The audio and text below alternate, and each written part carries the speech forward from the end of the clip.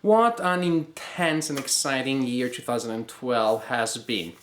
The main event for us, of course, has been the birth of my second daughter, Luisa, and that also has changed a lot of things. Among other things, it has reduced my time available for playing games.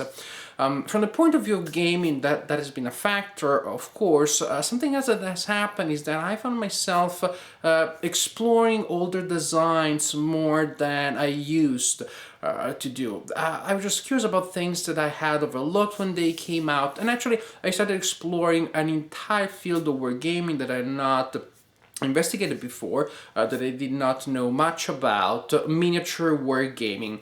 And because finally I found people that can build and paint miniatures for me, that was the main reason why I didn't play this type of game. And because of this, I also went back and started playing some older designs. When you put all these factors together, I felt that this year I wasn't really qualified to film a video about the best war games of 2012, because I played less, I played a lot of older stuff, and I felt that I didn't follow the new releases organically, consistently enough to get a good general picture of what was going on and really be able to express an idea about the best games. I felt then, even more than usual, even more than in the past, there was a completely subjective, partially random selection of just some titles, and it seemed unfair to me to commit to the best titles just among those few that I played. However, I had a very warm, very nice reaction from some of my viewers that wrote me and they asked me about this video. There were many people that wanted to see this video more than I thought, honestly, and I want to thank you all, the viewers that wrote, and also the viewers that didn't write, just the ones that are watching right now. Thank you so much, because, of course, your positive feedback, knowing that you're there on the other side of the camera, on the other side of the screen, is what motivates me to do these videos, to know that they're useful to you, and you enjoy them, and there is a communication between us. So, basically, the viewers that wrote convinced me to make this video, and a viewer suggested a solution, that is to make a video about my best discoveries of 2012, the best games that I played, that I discovered, no matter when they came out. So this video is going to be a little different from other videos that you have seen in the past weeks on the net, because I will also talk about games that came out not in 2012, but I played them in 2012, I enjoyed them. They're here in my personal 10 favorite discoveries of 2012. Without further ado, let's start, because I have a lot of them, 10 actually. First is Washington's Crossing. This is a game that I played earlier this year. It did come out this year. It is the first effort from a new company called Revolution Games. It is a game about the American War of Independence, and it has a couple of very interesting concepts. This is a wargamer's war game. It has quite heavy load of new concepts. Don't be fooled by the small box. There is a lot of gaming here. There are ways in which you can keep track of the exact number of the men that are in each part of your army, and you can move them around and split them and reform. There is bookkeeping that is a price to pay for the game to work, but the options that gives you are amazing, and this is a very fun game. Even though the pace may not be so exciting, the game also has a strong emphasis on fatigue and maneuvers. It is a game that doesn't move very fast, but if you get into the perspective of the game and you enjoy the story that the game is telling you, then I found this to be a very rewarding game. Definitely one that I enjoyed. Number 10 in my 10 favorite discoveries of 2012. As I said, I played miniature games also in 2012, and several I really enjoyed, and one that I enjoyed in particular is Mechs, a game of tactical combat set in the future. Beautiful miniatures. The manual is pretty thick, but a lot is about the background of the world that is depicted in here. The rules are not too long, and this panel is so heavily illustrated, which is of course a great thing. It looks great, and it has great visuals to understand what's going on. What sets this game apart from other miniature games, it is that it uses cards to determine movement. You place these cards, special cards, in front of your miniature, and then you move the miniature on one of the three edges of the card, where the miniature is not yet, when you're placing the card by the miniature. This speeds things up incredibly. You do not have to measure. I guess that you have to put a little bit in the spirit of the game, as with all miniature games. If you have people that start complaining about the millimeter here, millimeter there, then it can be annoying. Cards need to be placed vertically if you're playing with 3D terrain, which you should, because of course that really emphasizes the beauty of the game. The miniatures are phenomenal. The game is fast, it is brutal, it is very thematic. There is a nice variety of units that you can use. What I also liked is that the way in which your squad is built does not allow for too much overthinking. Meaning, I don't think that people will be able, by following the restrictions in the rulebook, to create a squad that will break the game, or a squad that you need to react to and to fight against with a squad that is made exactly with a certain composition of other units. Things seem to be pretty fluid. It means, what I'm trying to say here is that different squads play differently, but there seem to be balance that has been created within the design, which I think is great. Because I don't like when games get too much into the metagaming, and if you just form the right group of models at the beginning of the game, you do not need to play the game. You just compare the models and the game is over. I haven't found that to happen here, which is great. Number 8 is an older game, Liberty Roads. This is a pretty heavy game, not so much in terms of rules, and there's a little bit of nitpicking here and there, but because of the scope of the game. You have a large map, scenarios that may last a long time before they're resolved, but it is all worth it. Of course, it is about the liberation of Western Europe, and it depicts several phases of the Western Front in World War II. You have scenarios that concentrate on the first part with the landings, and actually, as you can see, you can test different possible landings. You can really use this map in the game for a lot of what ifs. What would have happened if the Allied had landed somewhere else from where they did? And then you have scenarios that are set in more advanced phases of the war, and then you have, of course, a mega scenario that encapsulates the entire thing. A lot of detail, a lot of different units that work in different ways. I would say that there's a balance here between the strategic aspect of the war and a quote-unquote almost tactical aspect, because the way in which you use your units, the way in which you commit your resources to each battle still gives you the sense that the game is almost zooming in and you're seeing what's happening exactly there. The game, when you resolve individual combats, feels more real than many other games at this scale of representation. So, Liberty Roads from 2 or 3 years ago or something like that, from Exapsim, very, very good game. Number 7, we go sci-fi, or I should say diesel punk, retro sci-fi, whatever, because it is a sci-fi take on an hypothetical 1968. Suppose that in 1968 the most evil parts of the German army and the German leaders decided to hide underground to create their own cities, and they come out in 1968 and they start doing bad stuff. They're still alive. I guess some of these are the descendants of those. Meanwhile, also Europe, most of it has become a nuclear wasteland with monsters and bad stuff happening. So here you have 3 parties: the Allies that are exploring what's happening in the strange wasteland, the monsters pretty much, and the and the resurfaced Nazis from World War II. Great mix between hypothetical history and sci-fi, a lot of different units from, you know, squads that have a strong military flavor to actually monsters, giants and dragon type of creatures. Cheat pool activation mechanics, which is something that I always love in games. Just a fun tactical game, a lot of scenarios, and what I like about the scenarios is that they're linked in such a way that there is a strong narrative that links the scenarios one to the other.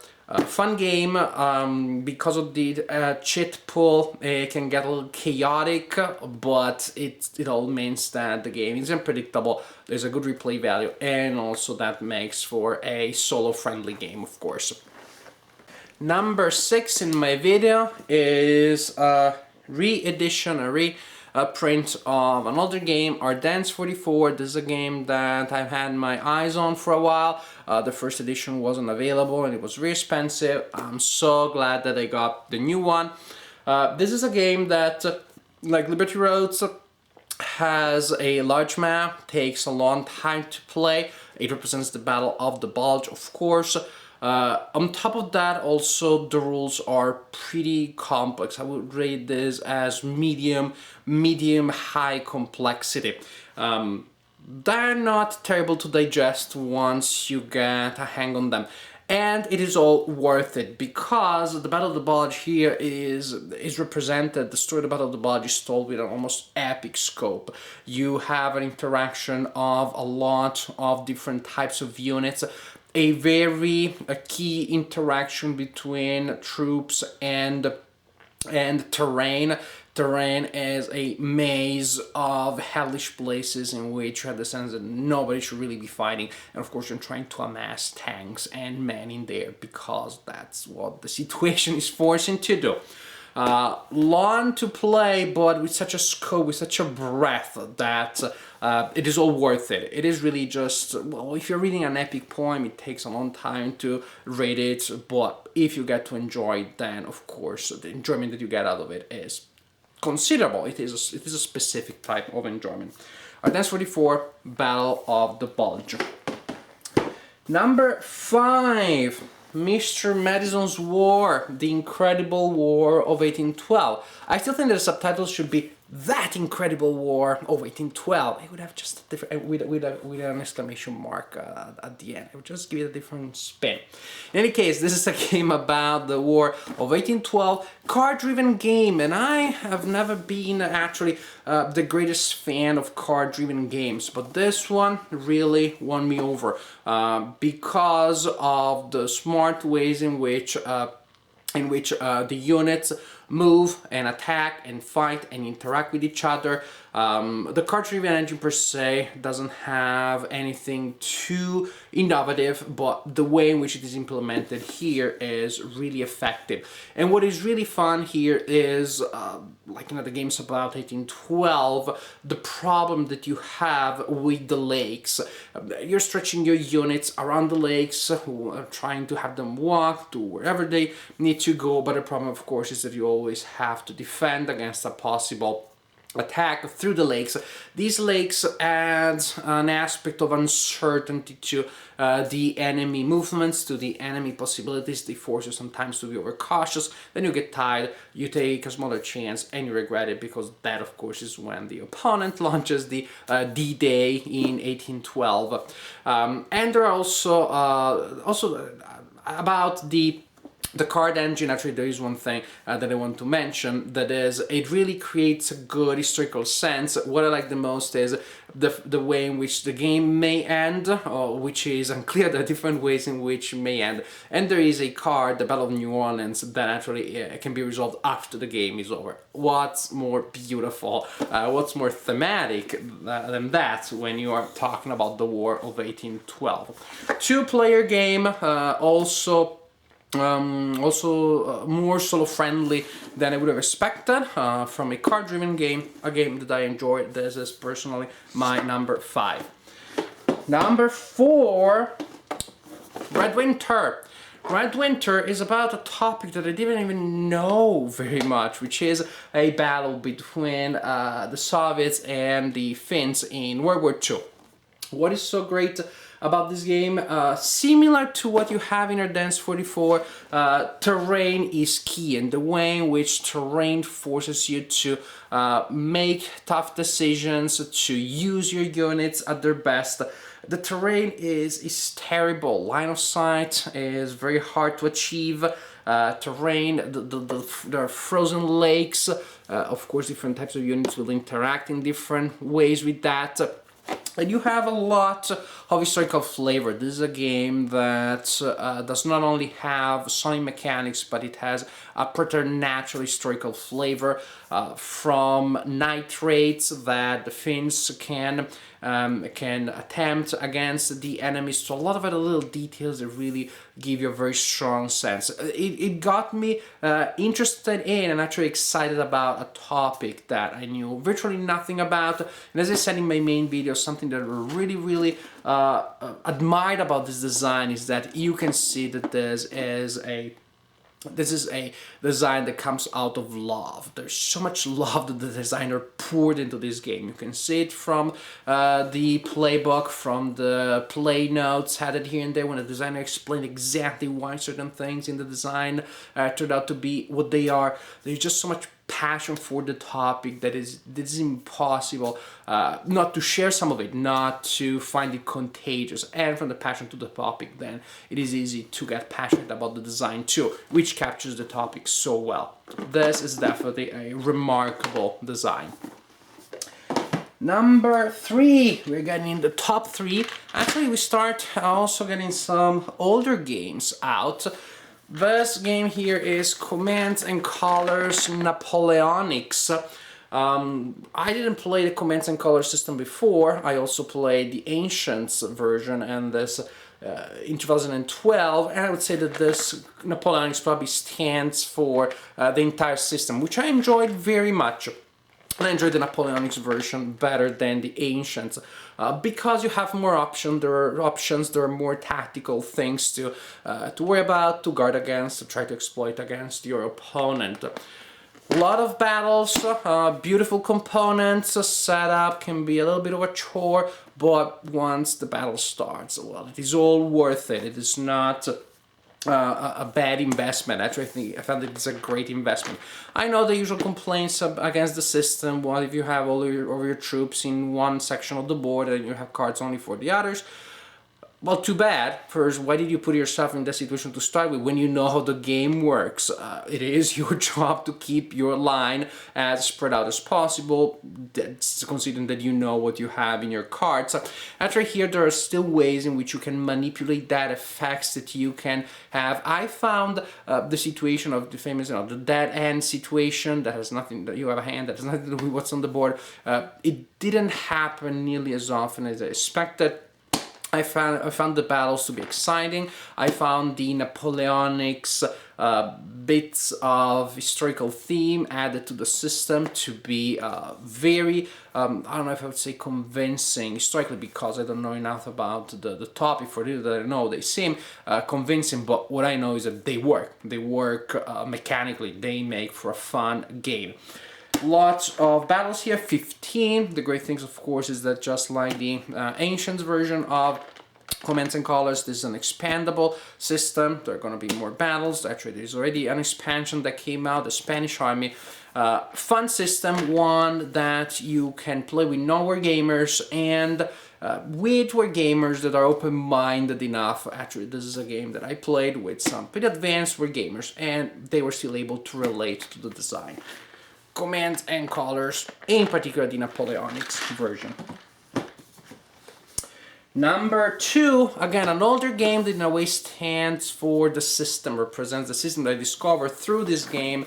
Nothing gained but glory in the musket and pike system, which I simply loved. This is a tactical system for 17th century battles. Again, like for Red Winter, a topic that I knew really almost nothing about, and I said almost just to sound a little bit better, the Scania War, about a war in Scania in the second half of 16th century, 17th century. And what I like about the system, which is complex, is that it is complex, but it makes perfect sense. It is ridiculously thematic, and it has an incredible amount of detail. Your units will act in different ways. Your units will receive orders. I always like orders in games because they create a certain momentum. They force you to stick to decisions that you made before, and you may not always be able to change those decisions just at the snap of your fingers. It is not that easy. It feels very true. For example, if you declare a charge and then you realize that it's not the right time to charge anymore, well, too bad if your men didn't get the counter order. They're just gonna smash against the wall of enemies. There's that, there is morale, there are ways in which units are weakened, ways in which you can try to steal initiative from the opponent, ways in which you can try to reactivate your units. And what I like, there is a sense of mounting chaos. The battle starts with units that are usually pretty fresh and looking good, and after a while all hell breaks loose and units start being demoralized. They need to reform their formation. That's another thing that you have to worry about. Your men can get scattered quite easily. They have to reload their weapons.